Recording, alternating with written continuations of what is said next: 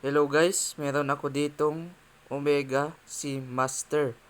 Pero masasabi kong fake ito guys kasi uh, Omega C Master ang tatak pero Japan movement ang makina. Ito nga guys, ang issue nito, nabubunot yung kanya susian. Pag hila mo at i-adjust mo sa oras, sumasama pati yung stem na nabubunot. Ito guys, nabubunot yung kanya susian. Ito guys, bidyong ito, malalaman ninyo kung paano mag-troubleshoot ng ganitong sira ng relo na ganito ang makina.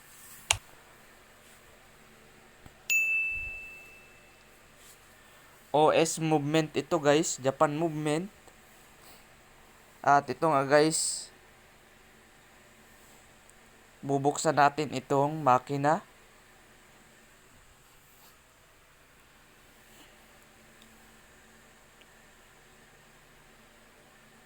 At ito nga guys, yung napansin ko dito, medyo angat itong cover dito sa part na to, kaya bubuksan natin.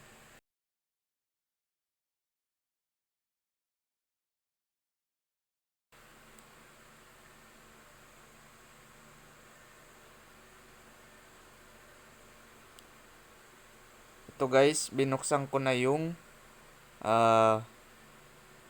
cover nitong machine.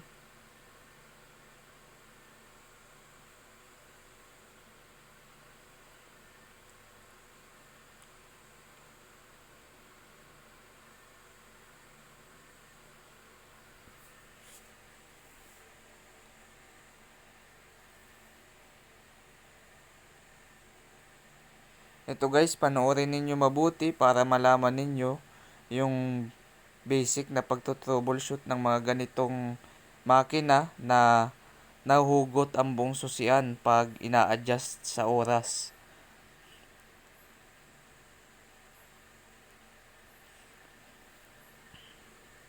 And guys, ito, itatama lang natin ito kasi guys, nakaangat.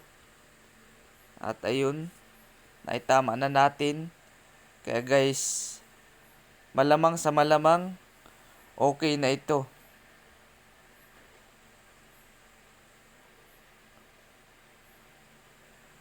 Ayun guys, subukan natin. Ayun, okay na, naya-adjust na ang oras at hindi na nabubunot yung buong susian.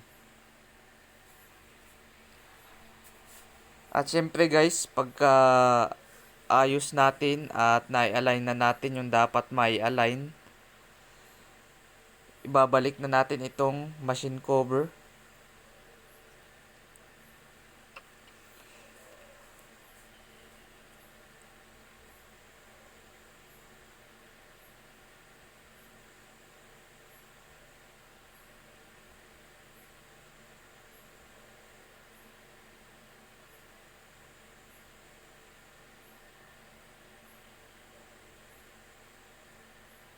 Ayun guys, okay na. Hindi na nabubunot yung buong susian. At ayun, ikabit na natin itong mga screw.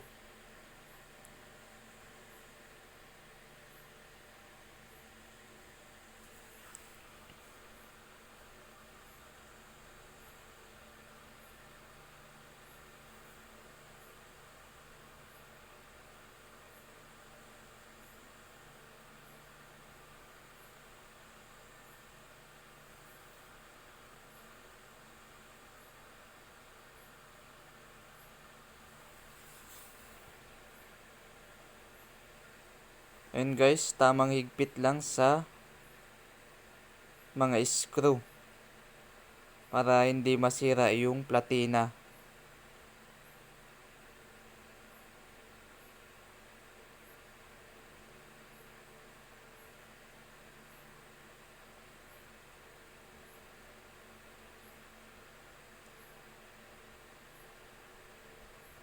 Ayun guys, okay na.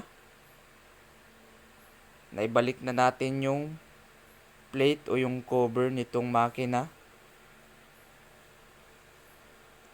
Lagay na natin itong kanyang power source. At yun guys, gumagana na yung makina.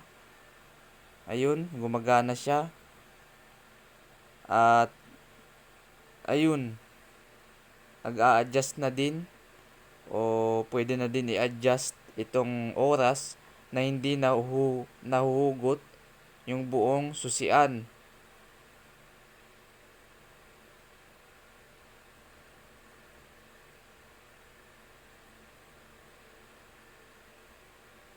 Ayun guys, okay na yung susian. At ganun lang guys, mag-troubleshoot ng mga ganitong klase ng sira. Salamat sa panonood guys at sana nag-subscribe ka na din sa aking channel.